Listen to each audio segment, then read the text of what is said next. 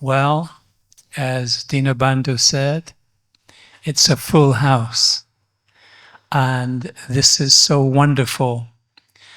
I was speaking briefly this morning to a person on the Vrindavan municipality. They said that today there is more people in Vrindavan than there are rooms, and they counted 10,000 people sleeping without rooms on the Paragram path last night. So Vrindavan has certainly changed. I was in Vrindavan town a few days ago in the Chunamundi Bazaar, and someone called me by name, so I turned and looked, and it was Giridhari, the person who had sold the wood, who had supplied the wood to the original construction of the temple, the Krishna Balaram guest house, and the Gurukul. It was hundreds and hundreds of cubic meters of wood which had gone to the construction there. He was surprised to see me. It had been a long time. I had known him years and years ago and decades ago. And we were talking about Vrindavan, we were talking about ISKCON, we were talking about Srila Prabhupada. And he said, it's beyond question, it's firmly established in all of the Brijbasis' thoughts and conclusions that Srila Prabhupada was an absolutely incredible person. There are not many devotees today who were in Vrindavan before the construction of the Krishna Balaram temple. Giriraj Maharaj, he had come here, Guru Kripa, Garga Muni.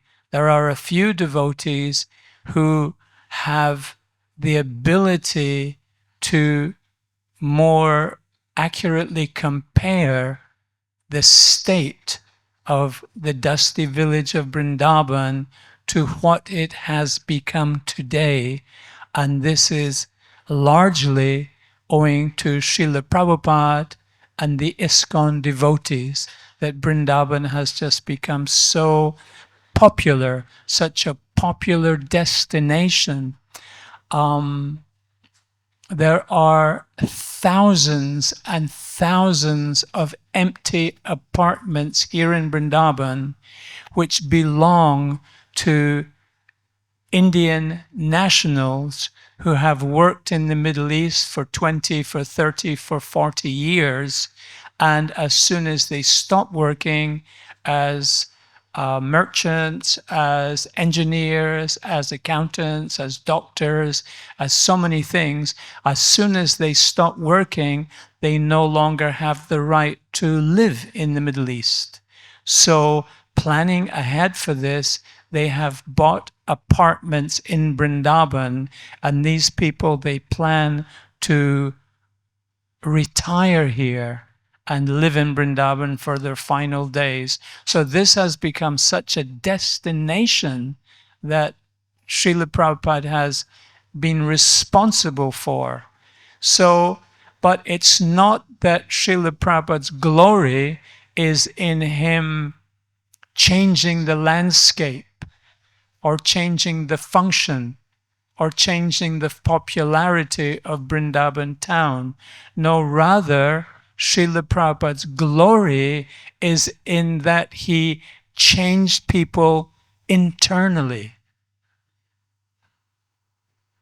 One of the first books which Srila Prabhupada published in the USA, even prior to the formation of the BBT in 1972, was The Nectar of Devotion.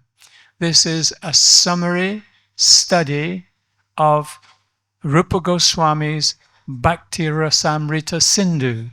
And in this, Srila Prabhupada gave from Rupa Goswami so much guidance and instruction on how to perform devotional service, how to link with Krishna, how to please Krishna.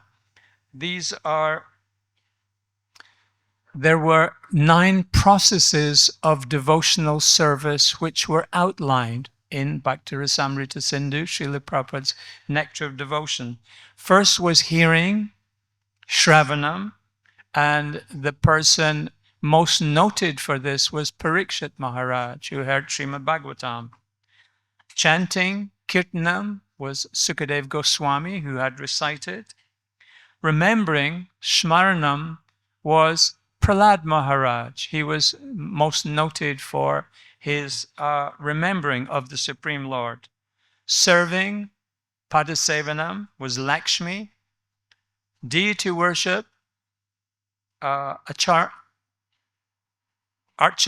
was Prithu Maharaj. Praying, Vandanam, Akuru. Number 7, executing orders, Dasyam, the most famous person for this in the whole of India was Hanuman. Serving as a friend, Shakyam, was Arjun. And complete surrender, Atmanivedanam, was Bali Maharaj. So Srila Prabhupada, he gave us the 9 process of devotional service. So everything that ISKCON does, all of ISKCON's function, all of the programs, all of the outreach, the entire syllabus of ISKCON is within these 9 processes. So anyone can follow Srila Prabhupada, follow his instructions simply by engaging in these 9 processes, these 9 different aspects, facets of devotional service. As Lokanath Maharaj pointed out, next year, 2026, is the 60th anniversary of the formation of ISKCON. In July 13th, 1966, Srila Prabhupada registered the ISKCON Society with the religious corporation under the Religious Corporation Law of New York City and New York State. So Srila Prabhupada, in this registration, he listed 7 different purposes of ISKCON. And the purposes were, number 1, to propagate spiritual knowledge. And Prabhupada wrote that this was to achieve real unity in the world, and real peace and unity in the world. This was the first principle.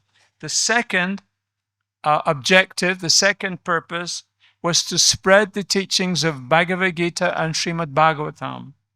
The third was to bring members of the society together, to bring them closer to Krishna in recognition that each person was a part and parcel of Krishna's qualities.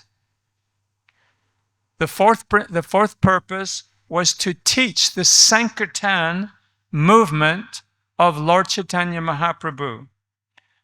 The 5th was to erect holy places for the glorification of the Lord. The 6th was promotion of a much more natural and spiritual life with Krishna as the center.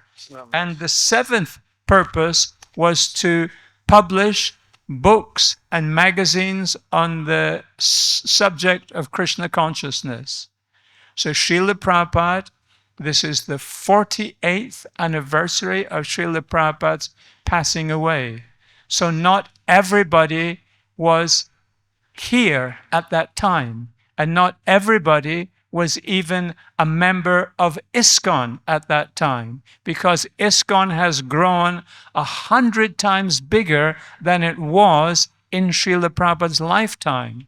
So Srila Prabhupada's instructions and Srila Prabhupada's teachings was not just for those original disciples who were in his presence during his lifetime.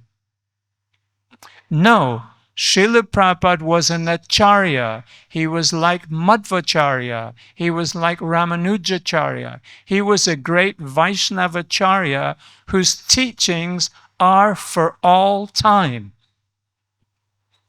So each one of us who follows Srila Prabhupada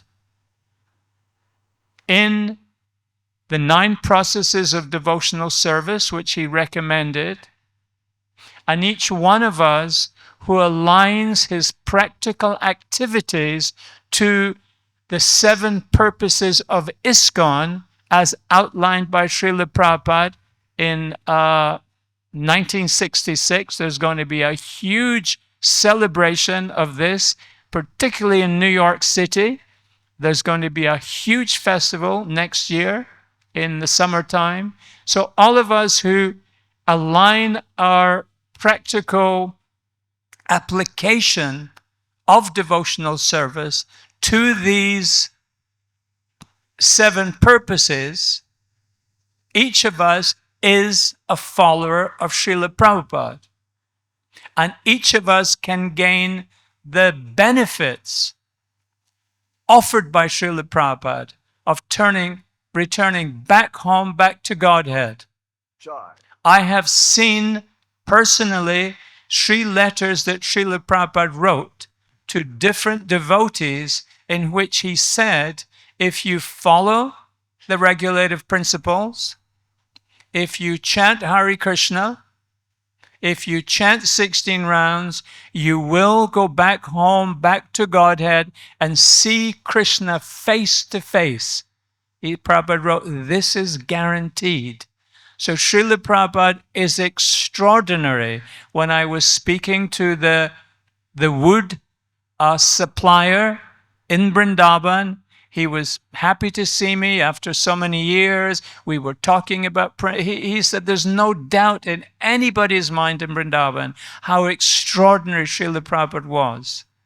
And this extraordinariness has extended that each and every one of us who takes shelter of Srila Prabhupada, this great Vaishnavacharya, and who follows his recommendations through this governance of the ISKCON society, then we too can see Krishna face to face in the spiritual world and participate. Like who was it who said today that they're looking down and say, oh, this is Prabhupada with his disciples. So we have a glorious future ahead of us if only we remain faithful and remain steadfast and continue to follow in the footsteps of Srila Prabhupada. Srila Prabhupada ki. Krishna, Hare Krishna, Krishna Krishna.